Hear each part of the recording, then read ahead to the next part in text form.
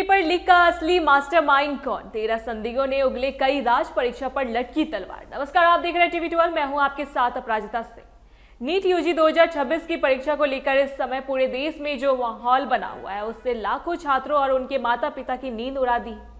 3 मई को देश के सबसे प्रतिष्ठित मेडिकल एंट्रांस एग्जाम में करीब 22 लाख से ज्यादा छात्र डॉक्टर बनने का सपना लेकर बैठे थे। लेकिन अब जो खबरें निकलकर सामने आ रही है वे दिल दहला देने वाली है।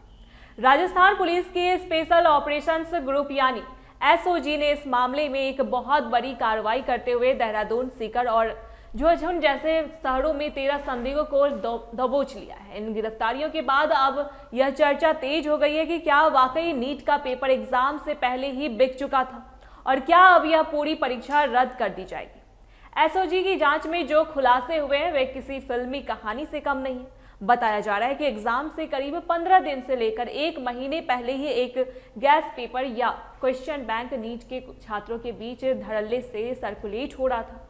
यह कोई छोटा मोटा पेपर नहीं बल्कि 150 प्रश्नों का एक पूरा जाखिरा था जिसमें करीब 410 सवाल शामिल थे। चौंकाने वाली बात तो यह है कि जब 3 मई को असली पेपर हुआ तो उस गैस पेपर के 120 सवाल केमिस्ट्री सेक्शन में हूबहू मिल गए। रिपोर्टर्स तो यहां तक दावा कर रही है कि सीकर जैसे शहरों में कुछ छात्रों के पास परीक्षा से 2 दिन पहले ही 720 में से 600 नंबर के सवाल पूछे जा चुके हैं। एसओजी के एडमिशनल डायरेक्टर जनरल विशाल बंसल ने बताया कि यह क्वेश्चन बैंक केरल से आउट हुआ था और राजस्थान के सीकर में एक कंसल्टेंसी चलाने वाला शख्स इसे 5 से 5 लाख रुपए में बेच रहा था। पुलिस अब इन 13 संदिग्धों से उद्योग नगर थाने से कड़ी पूछताछ कर रही ताकि इस पूरे गिरोह की जड़ तक पहुंच मिल सके। इधर नेशनल टेस्टिंग एजेंसी यानी एनटीए ने अपना पक्ष रखते हुए आधिकारिक बयान जारी किया है। एनटीए का कहना है कि उन्होंने परीक्षा के दौरान सुरक्षा के इतने कड़े इंतजाम किए थे कि परिंदा भी पर नहीं मार सकता था। प्रश्न पत्रों को लाने ले जाने के लिए जीपीएस वाली गाड़ियों का इस्तेमाल हुआ। हर पेपर पर खास वाटर मार्क था और सेंटरों पर आर्टिफिशियल इंटेलिजेंस वाले सीसीटीवी कैमरों के साथ 5G के जैमर भी लगाए जा चुके थे। एनटीए ने माना कि उन्हें गड़बड़ी की पहली खबर 7 मई को मिली थी, जिसके तुरंत बाद उन्होंने मामला केंद्रीय जांच एजेंसियों को सौंप दिया। एनटीए का कहना है कि वे जांच में पूरा सहयोग कर रहे हैं और सारा डेटा पुलिस को दे दिया गया है, लेकिन जब तक जांच पूरी नहीं होती वे किसी भी नतीजे पर नहीं पहुंचेंगे। उन्होंने छात्रों से अफवाहों से बचने और धैर्य बनाए रखने की अपील की है। अब बात करते हैं उस सबसे बड़े सवाल की जो हर छात्र की जुबान पर है, क्या नीट यूजी 2026 की परीक्षा रद्द होगी?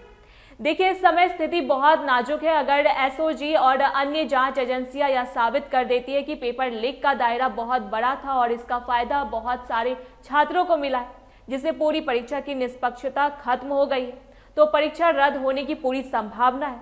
अगर यह साबित हो गया कि पेपर बड़े पैमाने पर सर्कुलेट हुआ था तो सरकार या कोर्ट दोबारा परीक्षा कराने का आदेश दे सकते हैं। हालांकि अभी तक आधिकारिक तौर पर ऐसी कोई घोषणा नहीं हुई है। एसओजी के एक्सपर्ट्स और एनटीए के अधिकारियों के बीच बातचीत के बाद ही इस पर अंतिम फैसला लिया जाएगा। फिलहाल सीकर, कोटा और जयपुर जैसे संवेदनशील जिलों पर कड़ी नजर रखी जा रही है। जांच एजेंसियां इस बात की भी पड़ताल कर रही है कि क्या यह धांधली 2024 के पैटर्न जैसी ही है या उससे अलग। छात्रों और उनके परिवारों के लिए यह समय बहुत तनावपूर्ण है, लेकिन सच्चाई तभी सामने आएगी जब जांच पूरी होगी। तब तक आप अपनी आगे की तैयारी और काउंसलिंग पर नजर बनाए रखें और किसी भी अपडेट के लिए आधिकारिक हेल्पलाइन नंबर या ईमेल का सहारा लें। इस पूरे मामले पर आपकी क्या राय है? क्या परीक्षा रद्द होनी चाहिए? कमेंट बॉक्स में जरूर बताएं। खबर अच्छी लगी तो शेयर करें, लाइक करें और ऐसी सटीक जानकारी के लिए चैनल को सब्सक्राइब करें।